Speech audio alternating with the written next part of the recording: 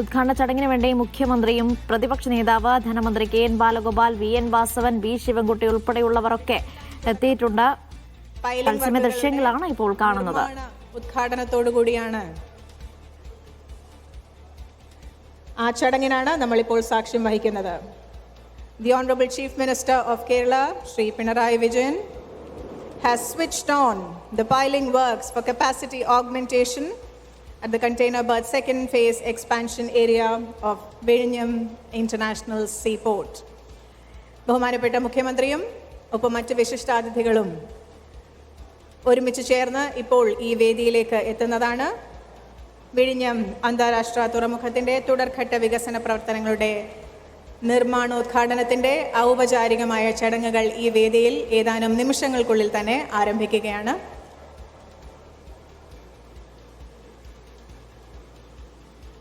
വിഴിഞ്ഞം തുറമുഖത്തിന്റെ രണ്ടാം ഘട്ട നിർമ്മാണ പ്രവർത്തനങ്ങൾക്ക് ഇന്ന് മുതൽ ഔദ്യോഗികമായി തുടക്കം കുറിക്കുകയാണ്. മുഖ്യമന്ത്രി ഉദ്ഘാടനം നിർവഹിച്ചിട്ടുണ്ട്. ഇനി ചടങ്ങുകൾ നടക്കേണ്ടിയിരിക്കുന്നു. മുഖ്യമന്ത്രിക്കൊപ്പം പ്രതിപക്ഷ നേതാവ് വി ഡി സതീശൻ, മന്ത്രിമാരായ കെ എൻ ബാലഗോപാൽ, വി എൻ വാസവൻ, ബി ശിവൻകുട്ടി ഉൾപ്പെടെയുള്ളവരൊക്കെ ഉണ്ട്. ഏതായാലും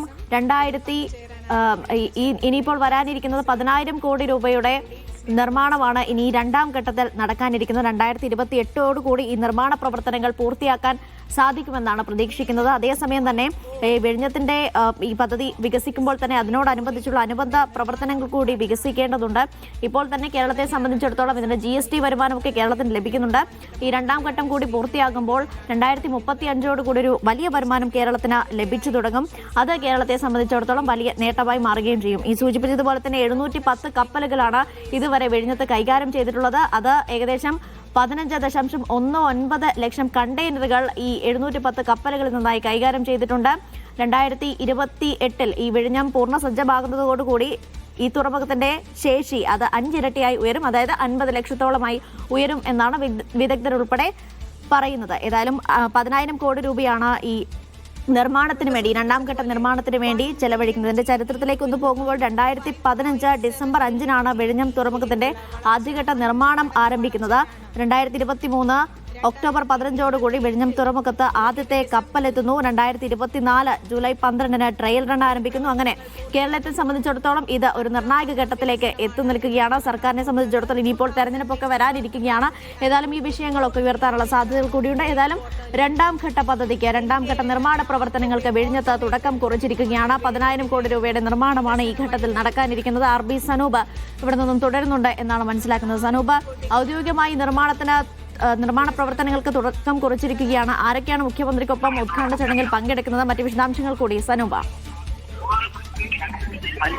മുഖ്യമന്ത്രി പിണറായി വിജയൻ, അതേപോലെ തന്നെ തുറമുഖ മന്ത്രി വി എൻ വാസവൻ. ഏറ്റവും ശ്രദ്ധേയമായിട്ടുള്ള കാര്യം, കഴിഞ്ഞ ഉദ്ഘാടനത്തിന് പ്രതിപക്ഷം ഇതിൽ നിന്ന് മാറി വരുന്നു. പ്രതിപക്ഷ നേതാവ് ഒന്നും തന്നെ പങ്കെടുത്തില്ല. പക്ഷേ ഇത്തവണ ഈ രണ്ടാം ഘട്ട നിർമ്മാണത്തിന്റെ നിർമ്മാണ ഉദ്ഘാടനം നടക്കുമ്പോൾ പ്രതിപക്ഷ നേതാവ് വി ഡി സതീശൻ കൂടി പങ്കെടുക്കുന്നു എന്നുള്ള ഒരു പ്രത്യേകത ഉണ്ട്.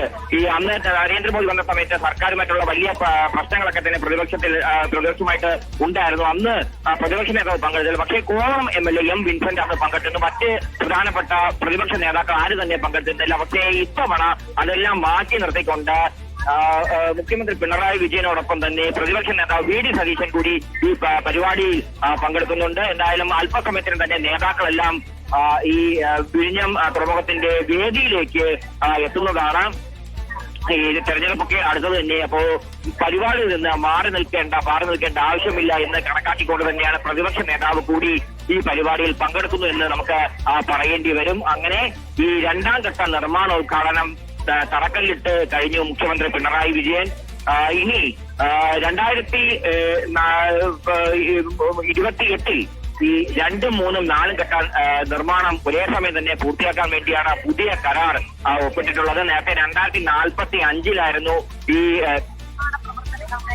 2045 നേരത്തെ ഇത് നിർമ്മാണം പൂർത്തിയാക്കാൻ വേണ്ടി ഉണ്ടായിരുന്ന കരാർ. പക്ഷെ അത് നേരത്തെ തന്നെ പൂർത്തിയാക്കാൻ വേണ്ടിയാണ് ഇപ്പോൾ കരാർ ഒപ്പിട്ടിട്ടുള്ളത്. അതുവഴി 2028 ഈ 2, 3, 4 ഘട്ട നിർമ്മാണം ഒരേ സമയം പൂർത്തിയാകും. അതോടുകൂടി 100 ട്രെയിനുകളായിരിക്കും വിഴിഞ്ഞം തുറമുഖത്ത് നിന്ന് ചരക്കുകൾ കൈമാറാൻ പോകുന്നത്. നിലവിൽ ഇപ്പോൾ ഉള്ള ട്രെയിനിനേക്കാൾ ഇനി കൂടുതൽ ട്രെയിനുകൾ എത്തിക്കും. അപ്പോൾ 30 ഷിഫ്റ്റ് ഷോർ ട്രെയിൻ, അതായത് കപ്പലുകൾ എത്തുമ്പോൾ കപ്പലിൽ നിന്ന് യാർഡിലേക്ക് ഇറക്കാൻ വേണ്ടിയുള്ള കൂറ്റൻ ക്രെയിനായിട്ടുള്ള ഷിഫ്റ്റ് ഷോർ ക്രെയിനുകൾ 30 എണ്ണം വിഴിഞ്ഞം തുറമുഖത്തുണ്ടാകും. അതിനോടൊപ്പം യാർഡുകളിൽ ഈ കണ്ടെയ്നറുകൾ ക്രമീകരിക്കാൻ വേണ്ട 70 യാർഡ് ടു യാർഡ് ക്രെയിനുകളും ഇവിടെ സ്ഥാപിക്കും. അങ്ങനെ വലിയ ഒരു തുറമുഖമായിട്ട് വിഴിഞ്ഞം അന്താരാഷ്ട്ര തുറമുഖം മാറും. നമുക്കറിയാം ഇന്ത്യയിലെ തന്നെ ആദ്യ ട്രാൻസ്ഷിപ്മെന്റ് തുറമുഖമാണ് വിഴിഞ്ഞം. അതായത് കൂറ്റൻ കപ്പലുകളിൽ ചരക്ക് എത്തുന്നു, അതിനുശേഷം ചരക്ക് ഇവിടെ നിന്ന് ഫീഡർ കപ്പലുകളിൽ മറ്റിടങ്ങളിലേക്ക് കൊണ്ടുപോകുന്നു.